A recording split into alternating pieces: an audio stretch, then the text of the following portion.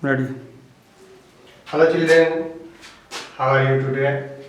आइए देव क्लास के माध्यम से आपको यूट्यूब ऑनलाइन क्लास का व्यवस्था किया गया है, जो कि सभी सरकारी सुविधाएं इस समय स्थगित है और आपको घर बैठे ही 10th क्लास की तैयारी सीबीएसई हो या बिहार बोर्ड हो, अदरवाइज आईसीआईसी जो भी बोर्ड हो, आपके लिए आज आए हैं लेकर के हम आर.के. तिवारी।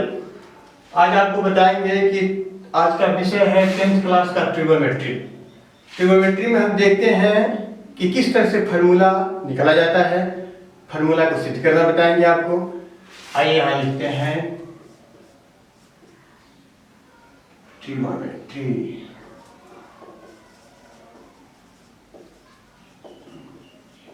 ट्रिगोनोमेट्री में आपको बताएंगे कि इसमें क्या क्या चीज होता है, कैसे कैसे चीज लगाया जाता है।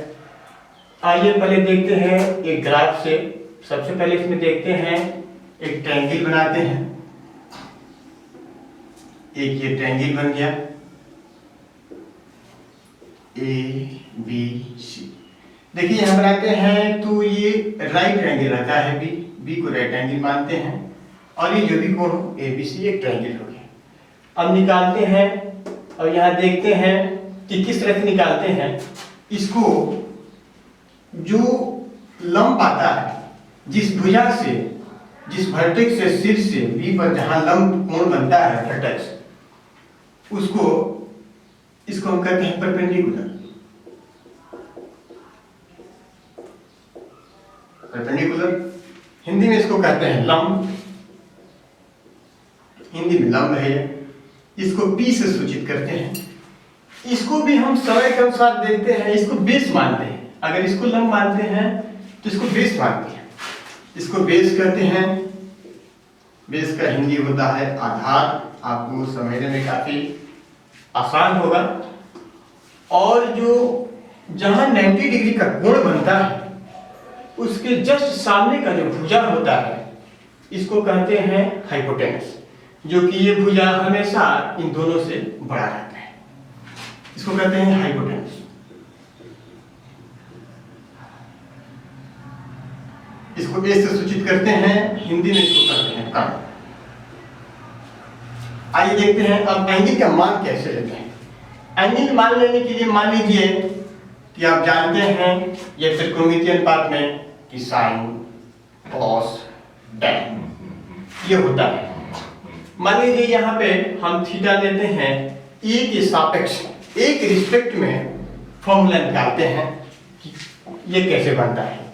अगर लेते हैं यहाँ पे ए लेते हैं तो यहाँ लेते हैं sine A. Sine A equal to होता है फार्मूला में P बटा में ये परपेंडिकुलर हाइट बटा कण H। अब देखिए साइन ए लेते हैं तो यहाँ देखते हैं कि ये P बटा में H। साइन ए के रिस्पेक्ट में लेते हैं तो ये तो आपको एक फार्मूला का ये आइए निकालते हैं साइन ए थीटा के रिस्पेक्ट में। अगर एंगल ए लेते हैं यहाँ पे तो sine A equal to angle A लेने के बाद जो इसके सामने का जो ये है भुजा है, इसके सामने का जो भुजा है ये आपको हो जाता है परपेंडिकुलर हाइट। इसके सामने का भुजा होता है परपेंडिकुलर हाइट और ये जो हाइपोटेनस है ये हमेशा नहीं बदलता है। ये हाइपोटेनस सेम रहता है, हर कंडीशन में हाइपोटेनस सेम रहता है। तो साइन ए इक्वल टू लेते हैं तो साइन ए के लिए आपका परपेंडिकुलर ये हो जाएगा सीबी। हाइपोटेनस तो नहीं बदलता है एसी। इसी तरह से अगर यहाँ से कॉस ए लेते हैं तो कॉस ए बराबर आप जानते हैं कि 20 बटा हाइपोटेनस होता है। कॉस ए बराबर 20 बटा हाइपोटेनस। तो कॉस ए लेते हैं तो सामने की भुजा जो ये परपेंडिकुलर हाइट हो जाता है, तो इसको नहीं लेंगे। cos A equal to AB बटा में AC। AB बटा में AC लिखते हैं। इसी तरह से ये थीटा का मान निकालते हैं, हमेशा ऐसे ही निकालते हैं। tan A इक्वल टू होता है परपेंडिकुलर लंब, तो सामने का भुजा इसका लंब हो जाता है BC बटा में आधार हो जाता है AB। इस तरह से आपको ये फॉर्मूला है, बेसिक है। इसमें काफी बच्चे भूल कर देते हैं कि हमको लंब किस में लेना है, आधार किस में लेना है। तो ये काफी दिक्कत होता है। तो हम आपसे ये बोलेंगे कि हमेशा जिस थीटा को लेते हैं, जैसे साइन सी लेते हैं, तो साइन सी के लिए जो लंब है इसका परपेंडिकुलर हाइट वो ए बी हो जाएगा।